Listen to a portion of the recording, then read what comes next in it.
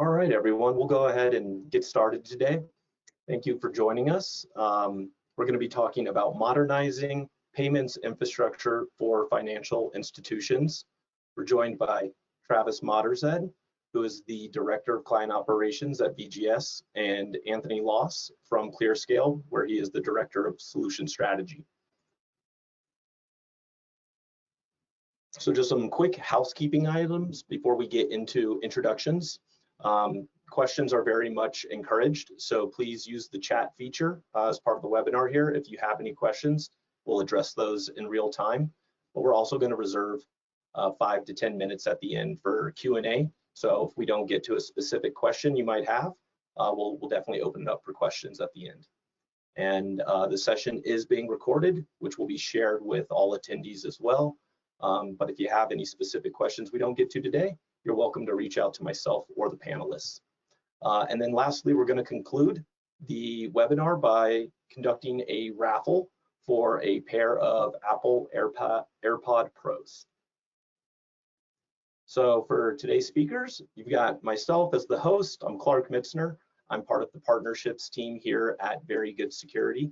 And I'm joined by Travis. Travis, would you like to introduce yourself? Hey everybody, nice to meet you. My name is Travis Modershed. As you can see, Director of Client Operations here at VGS.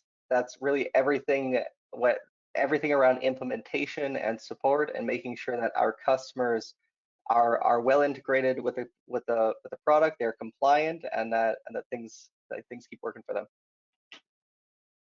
Cool, thanks Travis. Anthony, it's great to have you with us today. Would you like to introduce yourself to the crowd? Sure. Hey everyone, Anthony Loss. I am the Director of Solution Strategy here at ClearScale. I help with our go-to-market initiatives from a technical standpoint and technical partnerships such as ClearScale and VGS. So excited to be here today, excited to talk a little bit about payment processing and the modernization and migration of those, and how we go about it, and excited for the opportunity to share some thoughts with Travis. Great, thanks guys.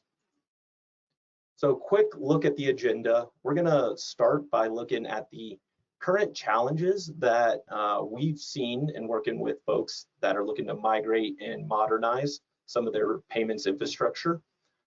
So what are those current challenges that they're trying to overcome? And ultimately, how do they get past those? How do they leverage the cloud to have a more modernized payments infrastructure? And then what are the benefits of those? And then we're going to turn it over to Anthony, who's going to walk us through how ClearScale will help conduct the migration and the best practices for doing so. And then lastly, we're going to wrap up with that raffle. So at this point, I want to turn it over to Travis to kind of take it away on some of the typical challenges that we're seeing with financial institutions as they're looking to modernize and migrate their payments infrastructure. Travis? Thanks a lot, Clark. Okay, yes. So what are the typical challenges that are faced by financial institutions today? In my experience, we've seen these are the four main categories. We have these customers need to become, or these enterprises need to be PCI compliant. They need to maintain that, and then they need, and as they're trying to innovate, they're being blocked by their old ways of being PCI compliant. They'll often have on-prem data stores. They'll have they'll have these systems that are built internally, but then with that comes a slow innovation, which makes them less competitive against other financial institutions as people are trying to roll out new features. They're trying to offer new products to their customers. As they're trying to innovate, they're also being hit by an increased compliance burden. And in addition to that, as they're trying to innovate, they're also having to support their CDE, their current data environment. And so their technical debt is adding up, and so how do we balance that out? How do we make sure that customers can innovate in a compliant way while not overburdening their maintenance team? And then of course, how do we make sure that the value, like with all of that, how do we make sure that the values that you're getting from one vendor can be matched up with another vendor? Because in a typical flow, if you're not accepting any cardholder data, then you're going to be completely locked into that completely locked into one vendor. So you have to use a method that allows you to get this data from over there and then this data from over there. And then yeah, what I've seen again and again as I talk to financial institutions is that they're thinking, why are we still doing it the same way that we were years ago? Why don't we have a method for don't we have a method for protecting this data that is scalable and allows us to do the fun things and the things that are interesting to customers in a way that is still safe and compliant? Very cool. Thank you, Travis. So how do you fix some of these problems? Okay, so this is a quick diagram of the VGS approach, the modern payments infrastructure. How do we separate the business logic from the data security? And this is what the way that this gets implemented is we want to protect the financial institutions before that data even touches their network. So they don't have to worry about storing that sensitive data in a CDE anymore, because it's already offloaded before it enters their network. As you see here, we have the client, and that could be any client. That's just data coming into the system, and we are going to tokenize that in VGS. Now, all of that data is going to get tokenized how it needs to be tokenized, so that when it reaches the customer server, it's still usable, and it's still it can still be integrated into their systems. They can still run all the reports they need, perform the fraud analysis, do any risk analysis that they need. But what this means is they can be accepting data from multiple vendors, all from different clients in this case, and then we'll tokenize it, forward it on to their systems, so they get full utility over that data. That's always what we're thinking is, how do we allow you to use the data, but you don't have to be liable for it? And the way we do that is by protecting you before it even touches your network. As part of this, there's like oftentimes you have to share that data with a third party, or you have to you take in certain information, then you have to share it out. And that's the other place where VGS is going to come in. As the data is going through your system, we're going to reveal it and that turn it back into the original form. So the financial institution that we're working with, they were only ever working with the token. Their support staff, their compliance people, their risk people, they're only looking at the VGS token. But if somebody else needs the value, like they may need the actual value, so then you can send it out through VGS and reveal it to the third party while still being fully de-scoped from that data. Yeah. Understood. And so what are some of the outcomes that you've seen from folks making this transition and adopting a modern payments infrastructure like VGS? Yeah, this one is really fun. This is really like previously we were talking conceptually how we're going to tokenize it before it touches their network, and then we're going to reveal it as it's exiting the network. That's great in theory, but when when it's in practice for a financial institution, what we have seen, and I'll walk through each of these in depth, and we could talk, like one of these we could talk for an hour about. We'll just touch on them. So typically a financial institution, they're going to be receiving reports. They're going to be receiving these large, like their settlement files, their security reports from vendors like Fiserv, FIS, TSYS, those issuer processors. And so those guys are going to send that data, and this might have, one file might have 1 million points of a PCI data in it. And so what we have to do is we have to tokenize all of that data before it gets forwarded to our customers' network so that they can perform that report. And the intricacy here, you can see in brackets, it says EBCDIC. which is when we are working with old systems that are running on old IBM mainframes, the these things have worked the same way for a long time, and the vendor or the vendor is not going to change how they're producing these reports, but our customer needs to consume that data in a way that is usable. So as it's going through the system, we will upgrade that to a modern report format. It's no longer going to be in the episodic format, and we will forward it on. And that's gonna take a ton of load off of the data team at the bank to quickly be able to ingest these files. I've seen a ton of value there as we work that through with these financial institutions, because now all of a sudden that's just one piece off their mind. They can work with data the way that everybody is used to working with data today. They don't have to worry about converting it from this old format to the new format. If they bring new people onto their team and they train them, then they're going to be able to hit the ground running, and that's going to save months during implementation. Now, compliant data collection and exchange. This is going to, like, batch files are just one process in there. And Anthony, I'd love to talk with you about, like, later in this call. Let's talk about how we can plan those migrations. I'm excited to hear your thoughts there. But when it comes to the compliant data collection exchange, it's not just files. Like, that's not the only way that data is entering our customer's network. They're also, they're talking to the networks from ISO 8583. They're talking to different vendors. They might be connected to a green screen system, and actually having a terminal, like an old style terminal, where they are entering card data and they're looking up customer information. They're putting in card controls. They have an IVR system when customers are calling in, and of course they have APIs, and then all of the AWS, or like all of the cloud provider connections that they're getting data from, that they're using to get data from the network.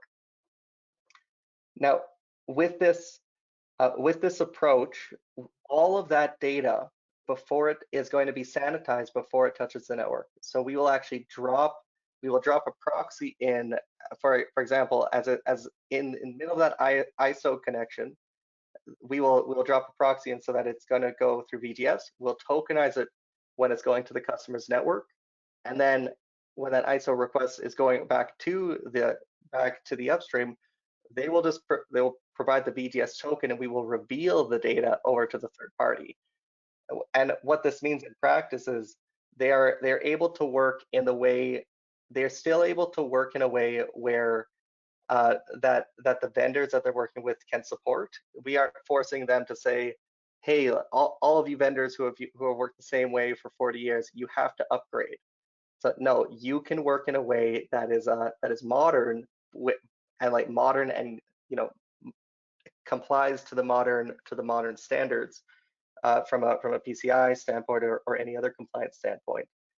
But then you can so yes, you can work in the way that you want to, and your vendors can work in the way that they want to. And we don't limit you to with how many data ingresses, or with how many ways that data is coming into your system. Now, another major piece that I've seen is when these financial institutions, they may have thousands of files that are stored over the course of years that have PCI data on their networks. So that's when we'll come in and we'll say, hey, like, how can we start tokenizing all of the data that's currently on your network, and how can we do a cleanup system so that like previously I was talking about all the data coming in and the data going out. This is just data that has to live there. It's a report that was generated a long time ago, and it's still used for reference. And there's even systems that go through and scan these customer networks and find that data, and then VGS can come in and help clean up all of that historical data. And that's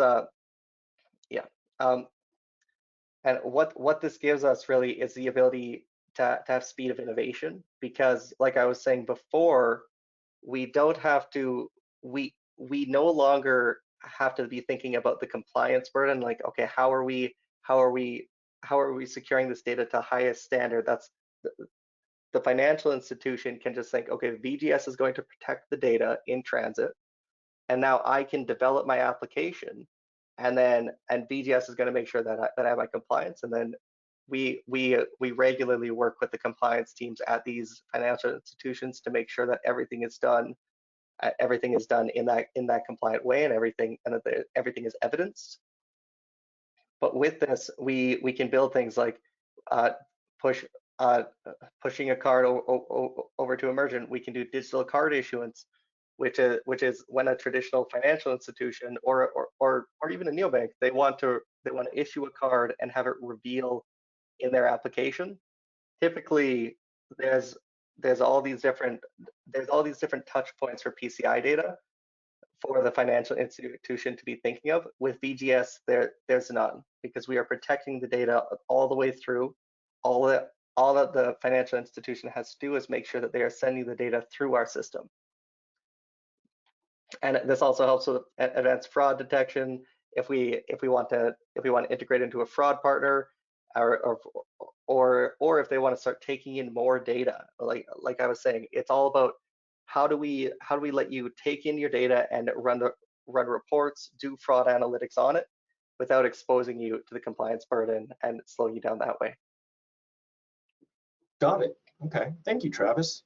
And your experience and the conversations that you've had with some banks and other financial institutions, what do they find a little tricky, or is maybe a best practice for as they're getting started in search of these outcomes? Yes, that's a really good question, and I think that there's about 40 different answers. But the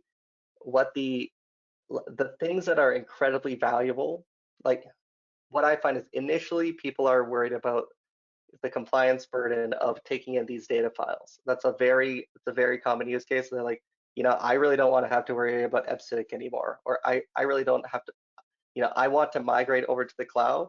And Anthony's going to walk through that in a little bit, but I want to migrate over to the cloud, and I'm stuck. I can't do that because I have my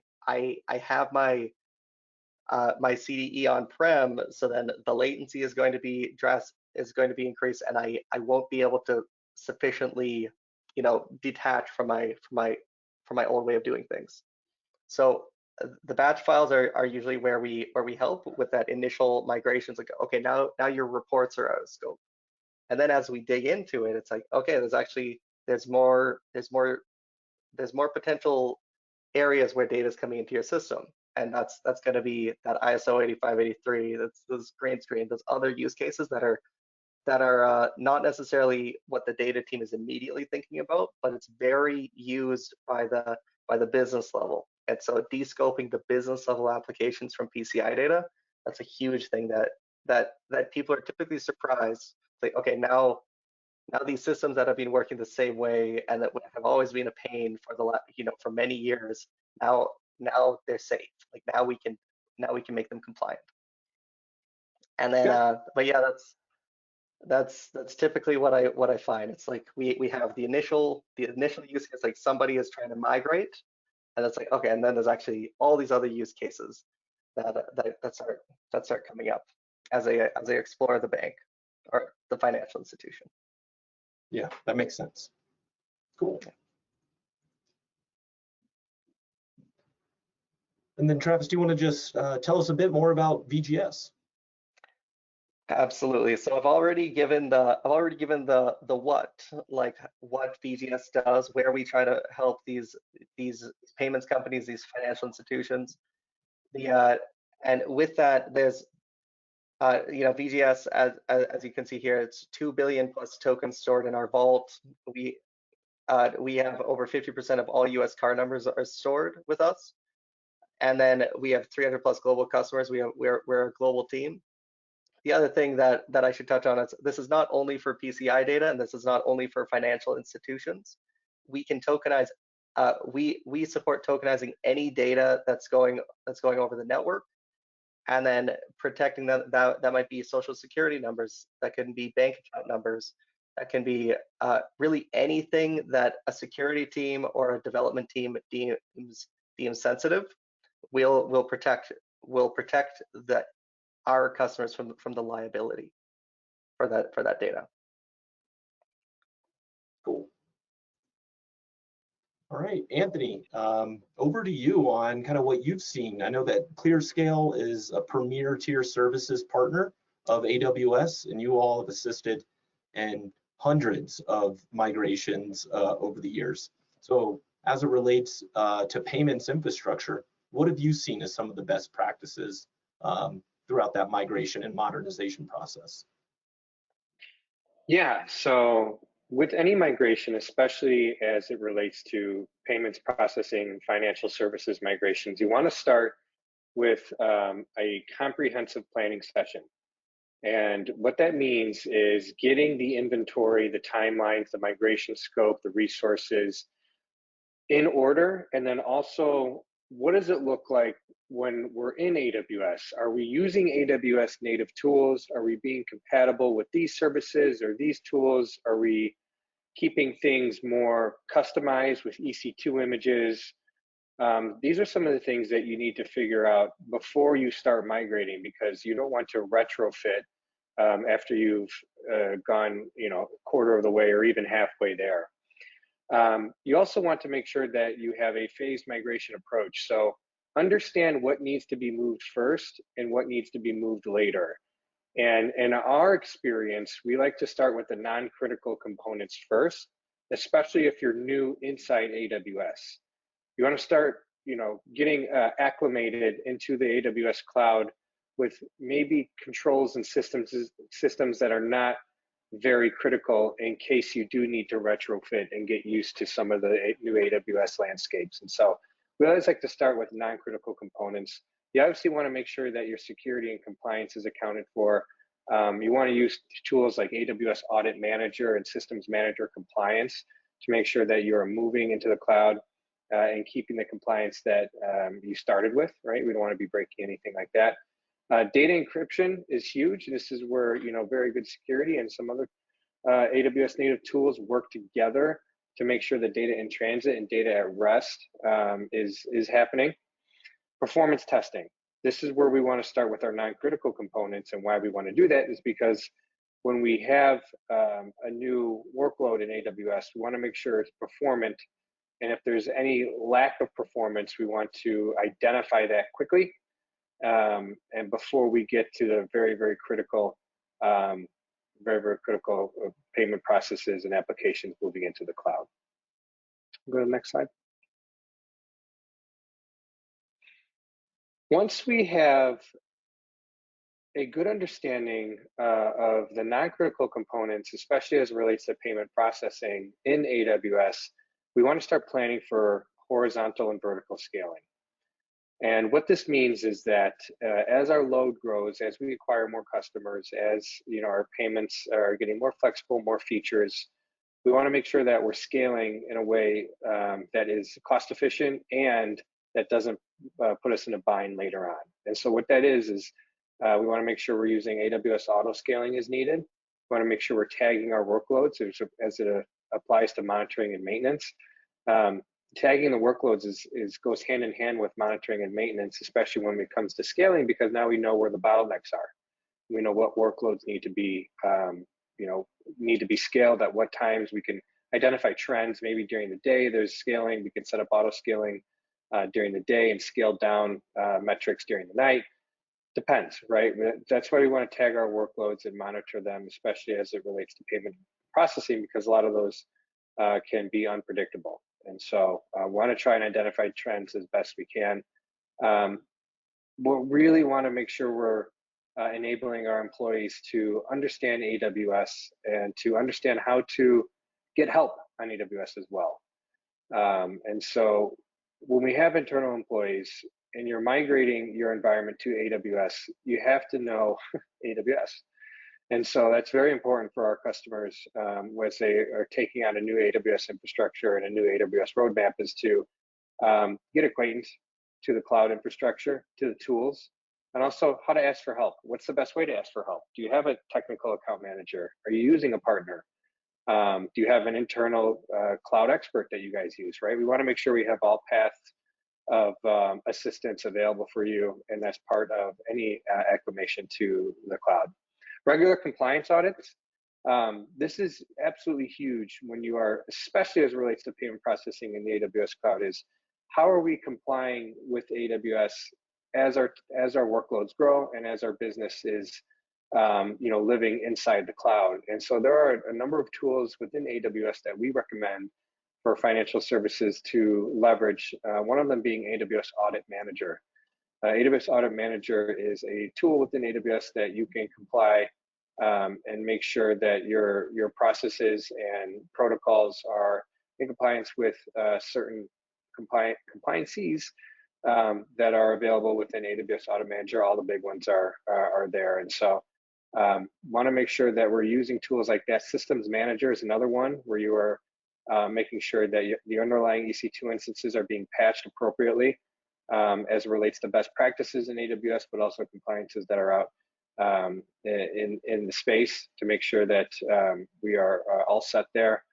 Finally, if you're new to the AWS cloud, you don't have the internal team to manage all of these components, please use an AWS partner. AWS partners are phenomenal, and they help you get to where you want to be a little bit quicker, a little bit safer, and they provide expert guidance for migration as well as ongoing support. And so use an AWS partner where possible because it's going to make your life a lot easier as opposed to trying to take on the world yourself. Go to the next slide.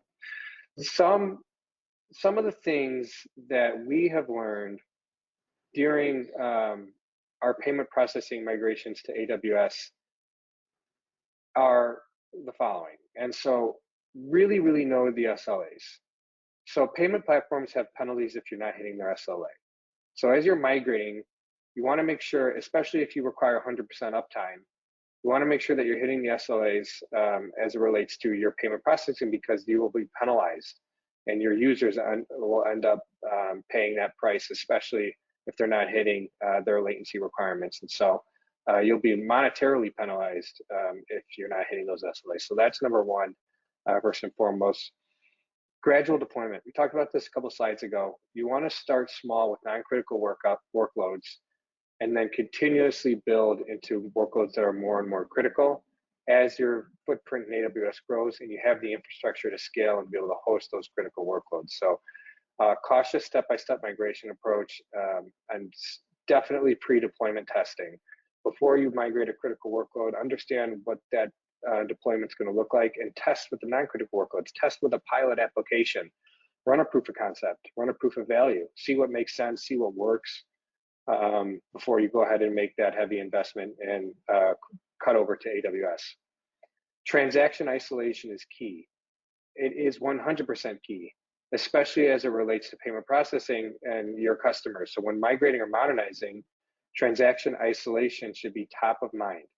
You should ensure transaction isolation by beginning with low volume transactions. So some of the transactions that can happen maybe in non-critical workloads is all starting to tie together, making sure that we're hitting those transaction isolation requirements and then gradually increasing to peak usage. Make sure that the systems and processes are in place, the workloads can scale, and that latency is as low as possible as it relates to your payment processing system. Understood. Those are the three big ones that we wanted to make sure that to call out during the migration process. Thank you. All right, we'll go ahead and end the recording here to wrap up with questions in the raffle. But before we do, Travis, Anthony, any last kind of parting words for the presentation here? Anthony, I just want to say I loved those takeaways that you went over in that last slide. I completely agree, specifically around the know your SLAs. That is so important to have upfront and have everybody be aligned so that when you're developing the solution, you know that you're going to be hitting them, and you always have that target. Yeah, a lot of partners and payment processing providers don't have that top of mind. They feel like they can breeze into AWS or any cloud provider without keeping that top of mind and end up, hurting themselves and their customers ultimately by not adhering to those SLAs. So those need to be documented and tested immediately as you are, making the migration. That's why you want to start with a gradual approach. Make sure you're hitting those SLAs. Yeah, absolutely. Thanks, guys. Really appreciate it both. Thank you. Yep. So any questions from the audience at all? Feel free to chime in on the chat.